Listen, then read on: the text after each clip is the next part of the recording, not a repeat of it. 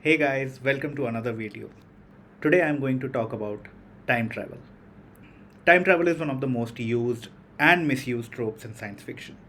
Some of the most famous examples of books that employ time travel as a plot device are The Time Machine by H.G. Wells, The Time Traveler's Wife by Audrey Niffenegger, Outlander by Diana Gabaldon, and 11/22/63 by Stephen King. The list goes on and on and on, as you know.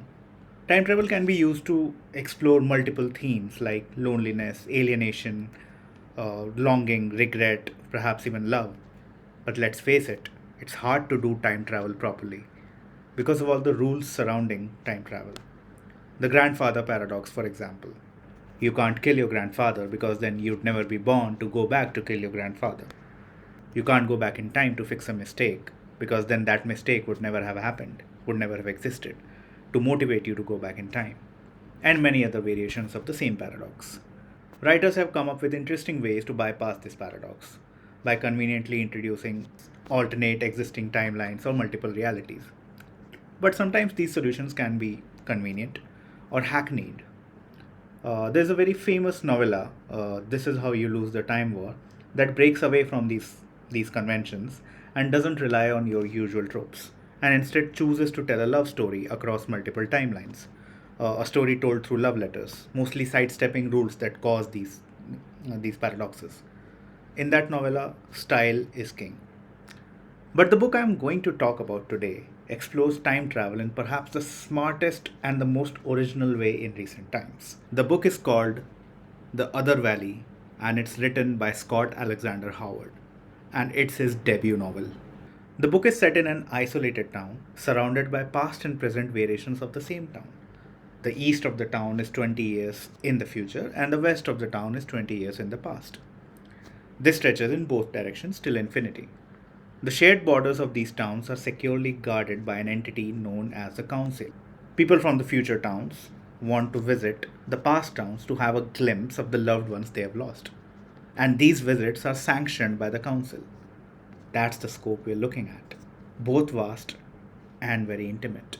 We follow Odile, a teenager who lives with her mother in the town. Odile lost her father when she was young.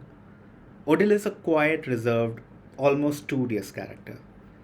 Now, one day she is mocked by two of her schoolmates but strikes up a friendship with Edme, an aspiring violinist. This friendship blossoms into love. But then something scary happens. Odile, who is trying to find her footing in this world, with Edme as her crutch, stumbles into Edme's parents who have come from the future for a visitation. Now you know what that means. That means that Edme is about to die. And Odile has to take some really drastic steps to save Edme, or risk the extinction of her timeline. Without going into spoiler territory, let me just say this book made me feel a lot of things. There's a lot of pining and yarning in this book, and Odile as a character is immensely relatable and thoughtfully etched out. The world itself is eerie, almost absurd, but because of the characters are so rooted, you almost don't feel like you're reading a speculative fiction book. You root for Odile at every page. You want her to succeed, you feel as she feels, you love as she loves. At a prose level, this book sings. Some phrases in this book made my jaw hit the floor. This is a debut novel that hits it out of the park. There's, however, a narrative choice in the middle of the book that didn't quite resonate with me, or rather, I would say it hampers the pacing of the book. But on second thoughts, I felt it was needed considering the stakes involved. Could it have been handled better? Now, if you guys have read this book, let me know in the comments. What are your favorite time travel books? What are your favorite books that tackle themes of yarning and loneliness with a speculative fiction bent? Tell me in the comments below. As always, if you like this video, give it a thumbs up and subscribe to the channel.